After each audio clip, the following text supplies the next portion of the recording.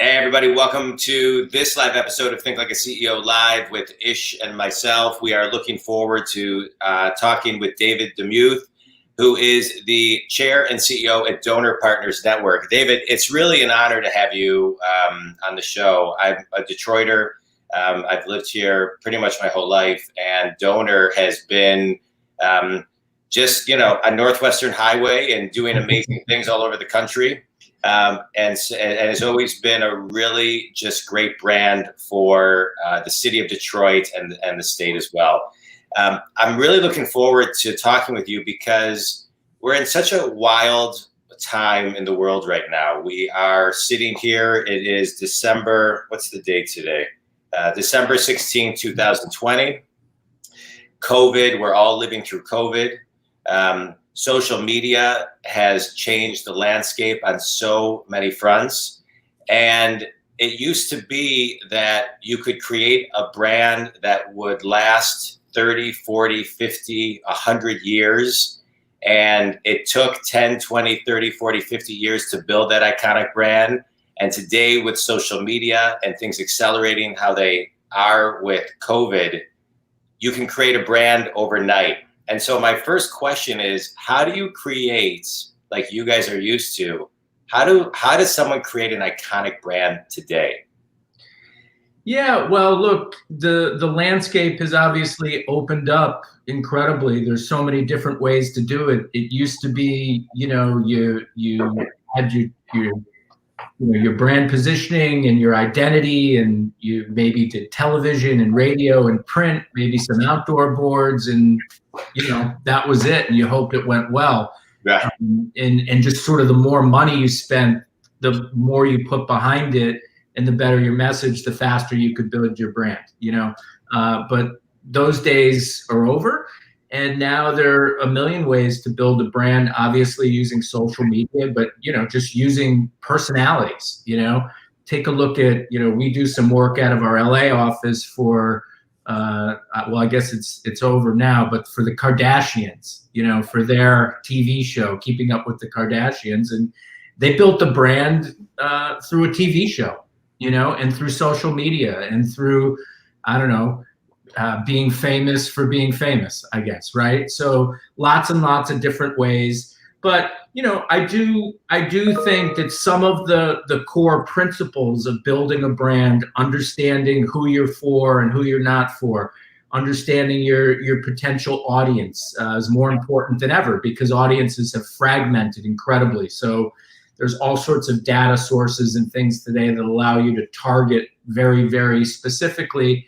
And then, understanding your positioning, your visual identity, all of those types of things, what's kind of the world that your brand is going to live in, are incredibly important. And I think the biggest thing too today is, where do you fit in culture? Culture is really what drives brands today. And if you can find a place in culture for your brand to sit, and you can kind of harness that culture to your advantage, you're going to build your brand a lot faster. Yeah. My question with the brands, David, is when a brand comes to you and they say, we want to, cultivate this audience, do you give them specific strategies, or do you try to basically mold their brand that they have now into something that a culture will accept, or you kind of work in both ways, if that makes sense? Yeah, look, I think it's a little bit of both. It depends on the life stage of the brand, right? If it's an older brand and it's trying to permeate culture in a new way, I think you have to be very, very careful about how you do that, because culture will sometimes reject brands if it feels like it maybe doesn't belong.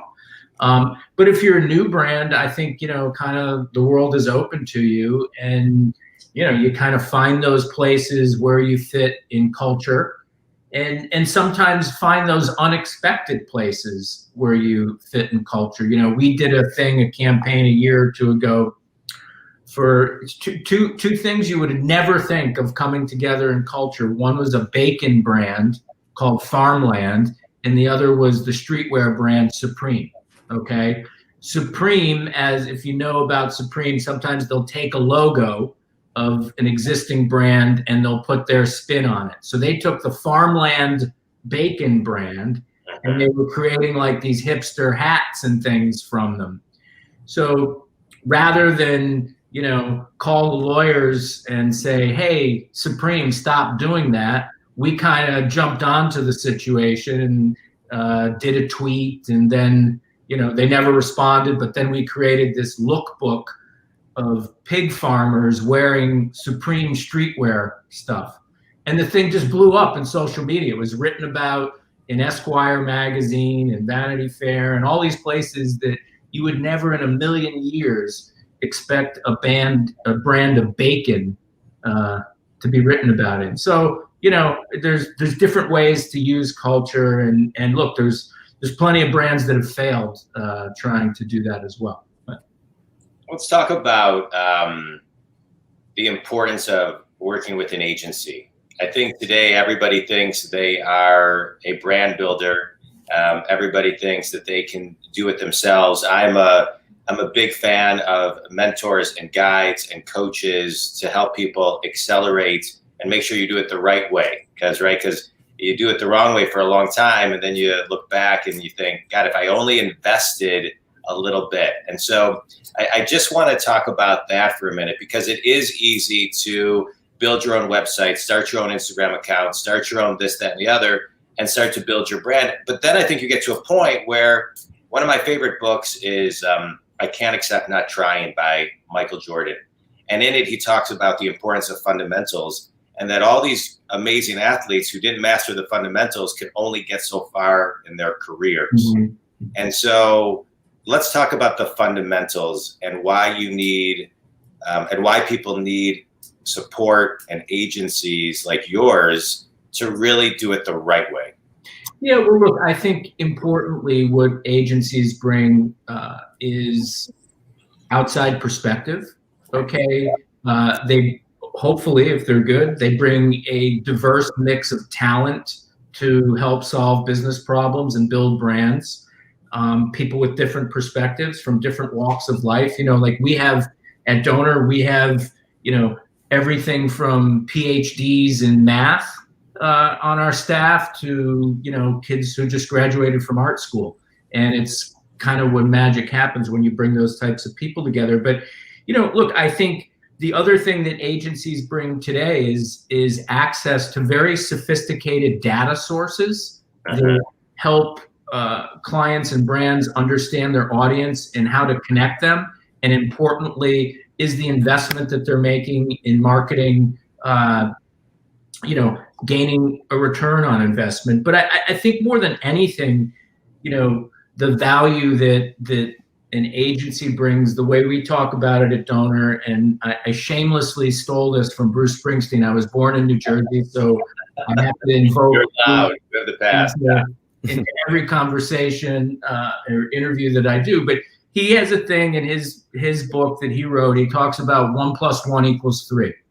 And, you know, sort of that X factor that comes when you bring people together from different backgrounds. And he talks about it in the context of a rock band, right? Like you get 1 + 1 = 3, this X factor, this magic that happens. And I think that's what, when we're at our best, that's what agencies bring. You know, we're in a conversation with a client right now, that wants to bring, or is in the process of bringing, a lot of their marketing in-house, like some clients are doing. But, you know, I fear that they're going to lose that X factor. Okay, that creative spark that really, particularly for this client, has created great things for their brand and business. So that's a little bit of what I think agencies bring as it relates to the fundamentals.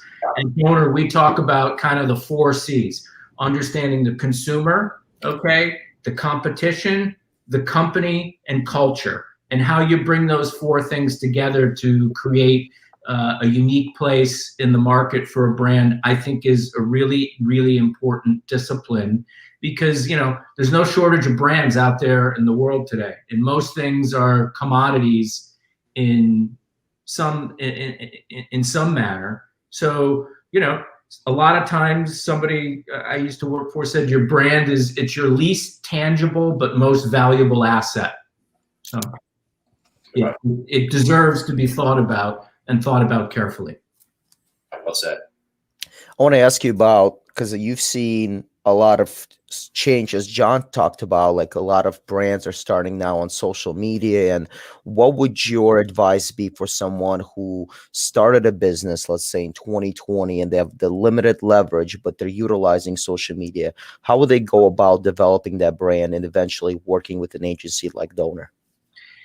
Yeah, well, look, I think small business. Are you talking about small businesses? Yeah, small businesses, startups. Imagine, or startups. Well, look, not maybe never been a better time or a worse time, I guess, to start a business, depending what business you went into. I don't know. I've been blown away at how small businesses and big businesses, and I think big businesses deserve a lot of credit here too, have pivoted through COVID and been really, really resourceful about continuing to serve their clients or their customers, or creating new products or new services or new offerings, or pivoting them a little bit differently.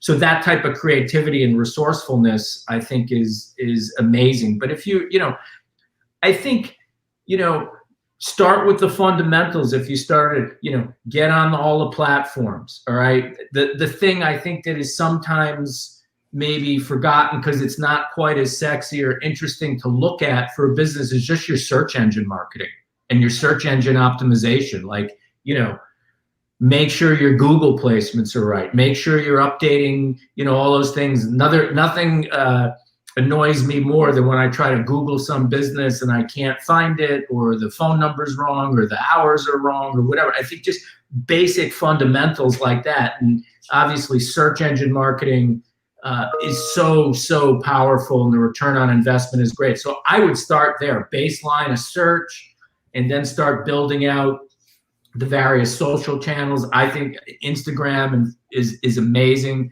Facebook is great too because of the targetability, the data, and then you go from there. Look, sometimes good old fashioned media stands out too.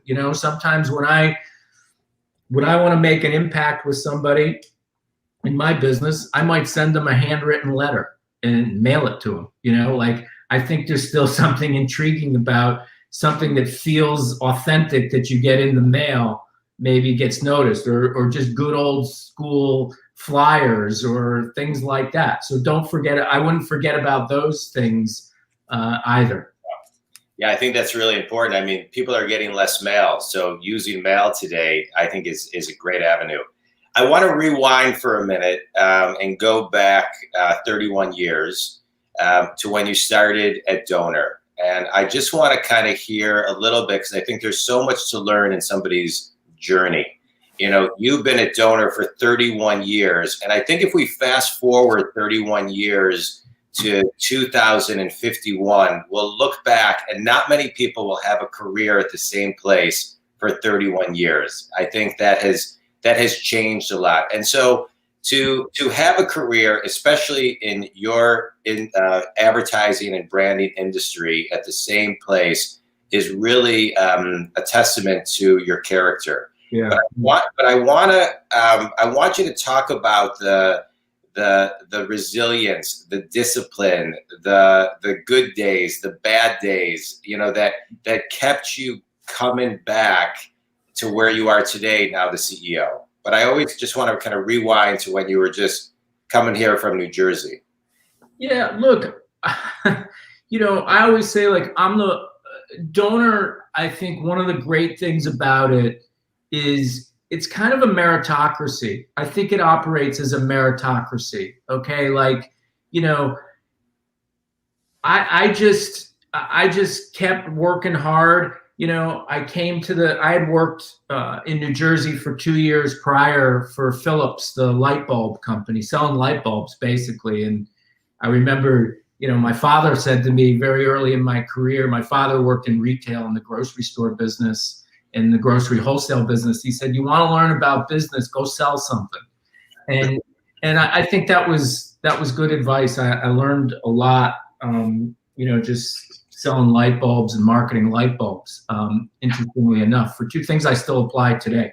But I came to Donor excited, curious. I thought an ad agency would be a cool place to work. And, you know, every time, what I've found through my career, okay, and to this day, all right, every time I start to get a little distracted, maybe my mind starts to wander a bit, or, you know, I go, maybe I should be doing something. Maybe I've done this too long. You know, whatever. All those things, those thoughts creep into your head all the time. Some opportunity drops in my lap or the lap of the company that just gets me excited and makes me forget about all those thoughts and just get super focused. It might be a new business pitch. It might be a specific client opportunity. It might be a new company that we're looking to partner with.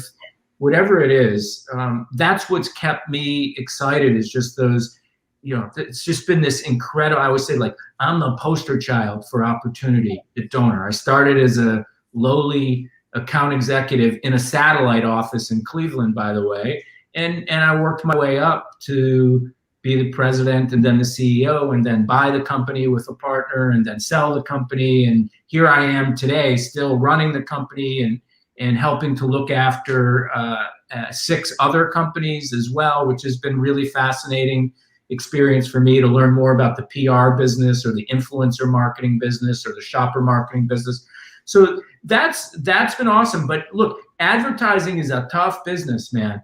It's competitive like crazy, and, you know, in many respects can be subjective sometimes, and subjectivity sometimes, you know, brings decisions that you don't always agree with. So, you know, sometimes you lose clients for no good reason at all. Sometimes, you know, just bad things happen. But look, you just have to maintain your optimism. I always say, like, Donor is an incredibly resilient company.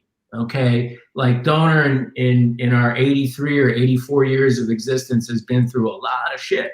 You know, in 1996, the headquarters building on Northwestern, it burned to the ground. Okay, like, yeah. When I took over as CEO, we had a lawsuit from a former partner. We had a scandal around a pension program. We were about to lose our largest client.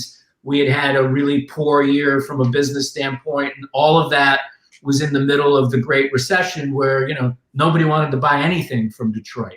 And I took a chance in that moment and bought the company and got really focused on turning it around, and was lucky enough to, you know, partner with some amazing people. We had a really great sort of senior team that was loyal and stuck to things and just focused on the work, focused on the clients. And eventually, you know, we came out of it, and we came out of it in a big way. And the company is still thriving today, all those years later. But it's a wild ride. And you just have to believe in yourself. You have to believe in the people around you, you know, your partners, and no, you're not going to win. You're not going to win them all. There's going to be tough times, but there's going to be amazing wins along the way as well. And you just kind of have to embrace all of it, you know, like, you know, when I went through all of that stuff after I bought the company, I mean, it was 2-3 years of intense stuff. Okay. Like lawsuits, lawyers, pitches, trying to keep clients, trying to make the work better, all that stuff. And, you know, I sort of became addicted to that adrenaline. You know, like I was used to being on the phone at 9 o'clock at night with a lawyer, 8 o'clock in the morning with a client, you know, like it was really, really intense. And actually, once we had kind of come through it and were you know, really succeeding, and we had sold a part of the company to a partner, and all these great things were happening, I kind of went through a little bit of you know, withdrawal from the adrenaline. It's like, you know, you kind of get that urge to create some trouble just to get your adrenaline going. And thankfully, it sort of presents itself. But yeah, it's been a wild ride. Got it. David, I have a question for you. With all the chaos that you've experienced over 31 years, how do you lead by example? And what is the mission statement that you tell your associates and workers that will, I don't want to say keep them in line, but keep them to the goal at hand? Yeah, look, I think you have to be honest with people. You know, I think there's different types of leaders. You know, just like there's sort of different types of coaches. Ish, you know me as a coach. I'm not a big rah rah and scream and yell guy. I'm a little bit more cerebral, a little bit more intense. You know, I do think leading by example is incredibly important. So I'm like, you know, I like to roll up my sleeves and get into the work with people. You know, and I'm sort of like, somebody once described me like you're a walk around leader, which is not easy during COVID, right? Because I like to walk the halls of the office. I like to poke my head in on meetings and just sort of poke my head in on people. Hey, what are you working on? I had this idea for your client. Have you thought about that? And that's been hard during COVID, which you know, I can't wait to get back in the office, to be perfectly honest with you, even though I am here in beautiful Miami right now, enjoying myself. But I think that's, to me, like, you got to lead by example. You know, you got to be the person you want your people to be. And the other thing I think that's hard, or it was hard for me, okay, is you have to understand not everybody is you. And that's a difficult thing sometimes, particularly when you're younger, okay? Like, you know, it used to drive me crazy that not everybody was as ambitious as I am, okay? And I think that's something you have to learn to deal with at times when you're a leader, particularly if you're like a really ambitious person like I am and was coming up through my whole career. Like, it used to drive me crazy that people didn't seem as ambitious as I was. But you have to learn to deal that and manage different personalities. I think is really important, you know. And so yeah, that was a real process for me, is learning that not everybody is like me. On that same note, David, as a leader, you know, empowering people, you know, who, I agree with everything you just said. Everybody isn't as intense as the many leaders, at least I see it in the leaders that I coach and things of that nature. But how do you then inspire and empower everyone individually and collectively as a leader, knowing kind of where they, you know, meeting them kind of where they are, but still pushing them to their potential? Yeah, look, that's been a real process for me, because, you know, I think I could be described maybe earlier in my career as a bit of a control freak, you know, like, you know, wanting to have my fingers on all the dials all the time. And you get to a point where not only is that not possible, it's not productive and it's not rewarding, I think, for other people. So I think you know, you have to have a team of people that you believe in and that you trust, okay? But they need to understand, what are your ground rules? And when do you want to be brought in, and when do you want to be left alone, or let them kind of make the decision? And it's funny, I have a son who's 27 that works at the company, and he sent me a thing. He sent me a couple of weeks ago. I don't know if you watched the David Letterman interviews on Netflix, but he interviewed Dave Chappelle, the great comedian, and Dave Chappelle was talking about his father. And he said, you know, what my dad did was he helped me wade through different issues and choices, but he never made the choice for me.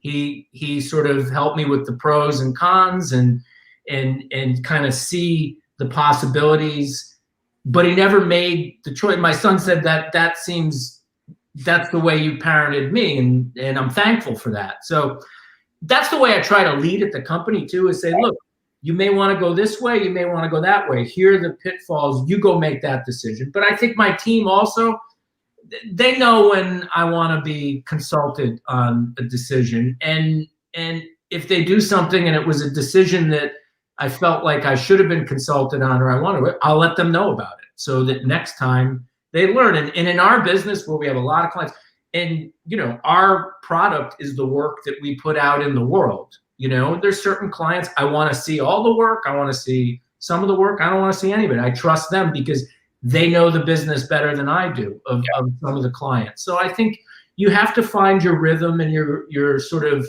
your ground rules and guidelines with your core team. And look, sometimes you gotta let them fail. We had a thing not too long ago, a pitch that one of my partners who does a great job, he didn't want to be a part of. He didn't think we should pursue the opportunity because he saw different pitfalls. He didn't think it was a very big opportunity. And I was like, no, we got to pursue this opportunity. And here's how we're going to pursue the opportunity. Well, we won the business, which is great because that helps drive growth. And it's going to be a really interesting thing for us to be a part of. And he just told me the other day, he said, you know what, you were right about that one. And I said, well, remember that. David, if you had to go back 31 years, what would your advice be to yourself, knowing all that you know now? Relax. Yeah. Okay. I think I would tell myself to relax because I think, the 25-year-old version of me was in a hurry, a hurry to do everything. And I think especially in today's culture, and I tell young people this all the time. I just did a podcast or one of these things with some kids in college at where I went to school. And, I think culture today has created this image that, if you're not a billionaire by the time you're 28, you're a loser. You know what I mean? And okay, there's a couple of people that have done that, but for most people who achieve some, amount of success or what they define as success, it takes time, man. You gotta take your time. You gotta grind away at it. And, I really believe in just sort of that little incremental improvement. I'm a big fan of that book, Mindset, The New Psychology of Success. Great book. You probably saw the guy, Eric Buderak, his TED talk about how he went from being a Division III college tennis player to, a top 50 doubles player in the world just by focusing on getting a tiny little bit better every day. Just improving your craft, learning something new, all that kinds of. I'm a huge, I consume lots and lots of news and information. I get up super early in the morning. I read a ton. I'm watching CNBC while I'm doing this interview. So I got a lot going through my head, and then, I usually try to take some time to assimilate it. But I think those things are important. Just learning a little bit, trying to get a tiny bit better every single day, and then you wake up one day and you're the CEO, or you just got promoted, or you just got that raise you want, whatever it might be, or you built the courage to start another business, whatever it might be. Yeah, I love that. That resonates deeply with me. I have been telling myself that and continue to tell myself that. Yeah, well, me too. Right. This has been a great talk, David. You ready for a quick speed round? Sure. All right. Favorite book and why? Favorite book and why? It's a book written by an author named John McPhee, who was a sports writer for the New York Times. It's called Levels of the Game. And it's about a tennis match between a young Arthur Ashe and a guy named Clark Graebner, who was, sort of a suburban kid, son of a dentist from outside Cleveland. And it parallels their game style with their upbringing and their backstory. Oh, wow. And it's written beautifully, and it just tells a great story of Arthur Ashe and this other guy and their friendship, but their competition, and how their background and upbringing, which were very, very different, informed how they approached the game. So I love that book. And I've read it probably 3 or 4 times. I make my kids read it, all sorts of stuff. If you had to summarize your legacy right now in one sentence, what would it be? My legacy in one sentence, leave things better than you found them. I don't know. It's a phrase that somebody smart once said. And I think that's what I've tried to do at Donor. That's what I try to do with my kids, whatever, leave something better than you found it. So try to create some type of improvement on things. Best piece of wisdom you ever received? This is a good one. So when I bought Donor, okay, and the company had lots and lots of problems because of lawsuits and the pension scandal and losing our largest client, I enlisted the help of a guy named Ed Meyer. Ed Meyer is an advertising legend. He was the longtime chairman and CEO of Gray Advertising, and he very famously sold Gray to WPP for lots and lots of money. And when I was having all these problems, out of the clear blue sky, I reached out to him and asked him if he would help me. And I convinced him to help me, to consult for me. And my end game, my initial end game with Mr. Meyer was maybe he would invest money in the company because he was sort of operating his family office and like a little merchant bank. I thought, well, maybe he wants to invest in Donor and like get back in the ad game a little bit. And I'll never forget, I went to see him in New York and we had a long conversation. I told him the situation at the company and what we were trying to achieve and all that stuff. And he said, David, you don't need money. You need a really good lawyer. So, I'll never forget that. That was a great piece of wisdom from him. And then we went and we did an RFP for a law firm, and we hired a law firm to help us wade through the issues, and we waded through them successfully. Oh, it's great. It's great. Ish, last question. My last question: if you had to give one advice to your family before you die, what would it be? Oh, geez. Enjoy one another, you know, and support one another. Yeah, I love it. David, this has been a real pleasure. I love everything you had to say. It really. More, John. I think there's more that probably need to do a part 2 because David just got fired up. I know. David, he just got fired up. It's been great. This has been great. I mean, you just kind of talk about, and it just comes from just the way that you speak. You can tell that you fundamentally grew not only as an individual, but within the company, and you wore all the hats along the way, which make you such a fundamentally strong leader. And, yes, for sure. Right. And so, one of my favorite books is The Compound Effect by Darren Hardy, which if you haven't read, you may love, but I loved how you talked about incremental change. And that book talks about how every little thing you do compounds over time. And what came across today is that your leadership and the way that you empower and that you inspire really compounds within the people that you lead. And today, leadership is more important than ever before. We need stronger leaders. We need leaders that allow people to make decisions because it's very difficult. And so I loved everything you had to talk about. The X factor, 1 + 1 = 3, outside perspective, everything Donor does to put a better just face and brand on all of your clients. Share with everybody who your ideal clients are and how they can get a hold of you. Look, we love all kinds of companies. What we say at Donor is we live at the intersection of modern and Main Street. Okay, so if you're a Main Street sort of, American brand that's trying to appeal to the masses, we help you kind of unleash the tools of modern marketing to build and grow your brand.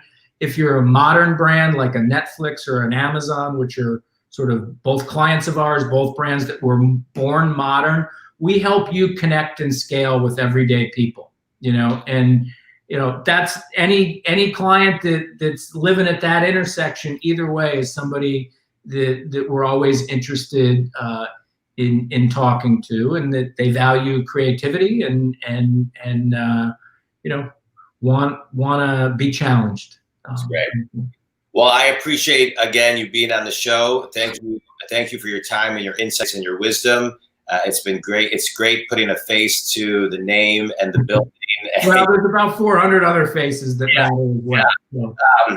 So thank you very much, and I'm going to let Ish close us up. All right, great. Thank you. Thank you guys for joining us on Think Like a CEO with John Dwosk and Ismail Kettle. We shall see you guys very soon. All right. Thanks, everybody. Thank you, guys. Take care.